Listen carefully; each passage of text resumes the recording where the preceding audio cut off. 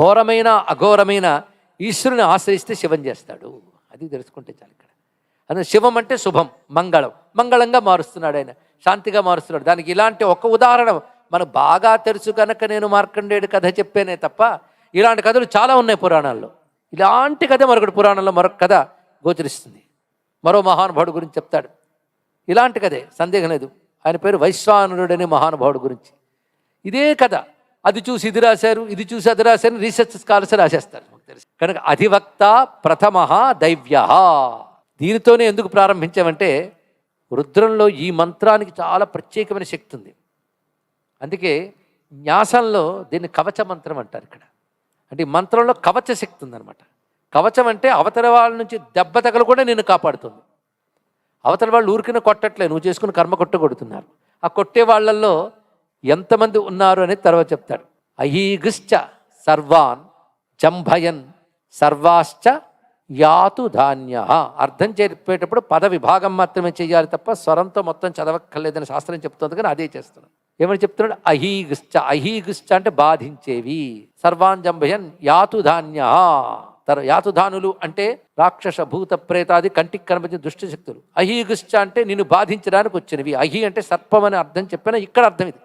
సర్వాశ్చ యాతుధాన్య అహిశ్చ. ఈ రెండు కూడా అంటే మనం బాధించడానికి ప్రకృతి నుంచి రకాల శక్తులు వస్తూ ఉంటాయి. పంచభూతాలు కావచ్చు, అంతేకాదు మన కంటికి కనబడిన దుష్ట శక్తులు కావచ్చు, కర్మానుగుణంగా బాధించే ఏ శక్తి అయినా కావచ్చు. ఈ శక్తుల నుంచి పరమేశ్వరుడు నన్ను రక్షించుగాక. ఎలా రక్షిస్తాడు? అధివక్త, పక్షపాత వచనములు పలుకుతూ రక్షిస్తాడు.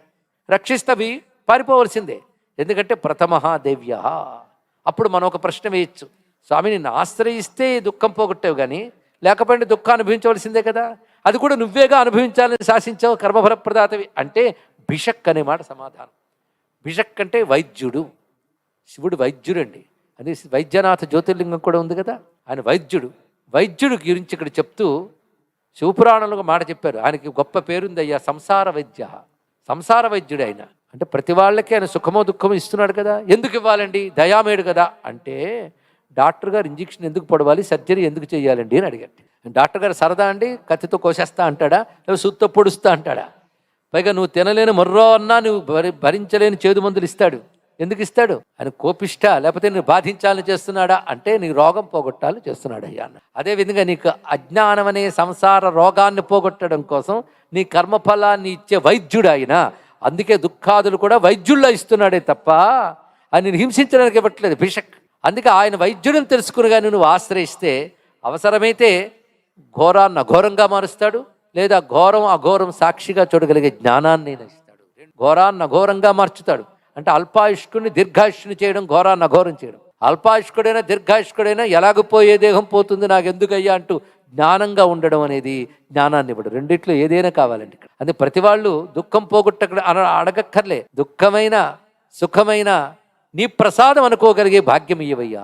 అలా అనుకుంటే వీడు ఏది ఇచ్చినా నా ప్రసాదం అని పేరు పెడుతున్నాడు కనుక వీడికి ఎప్పుడు శుభమే ఇద్దాం అనుకుంటాడు ఆయన. ఇది చాలా ముఖ్యమైన అంశం.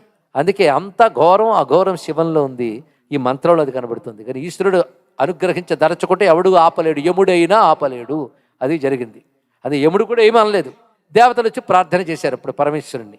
అంతా అయిన తర్వాత శివుడు కొంచెం శాంతించాడు. ఆయన ఎప్పుడు శాంతమే, శాంతించడం ఏంటి?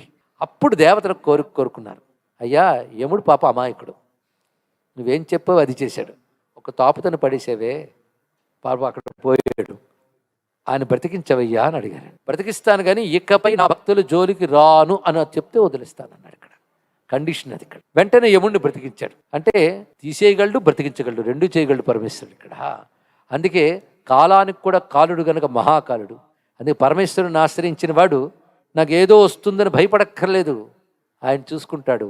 అందుకే గ్రహదోషంబులు దుర్నిమిత్తములు నీ కళ్యాణ నామంబు ప్రత్యకమున్ పేర్కొను ఉత్తమోత్తముల బాధింపగా నోపునే దహనున్ కప్పగజాలునే శలభ సంతానంబు నీ సేవ చేసి హతక్లేశులు కారుగాక జనముల్ శ్రీకాళహస్తీశ్వర అన్నాడు దుర్జటి మహాకవి.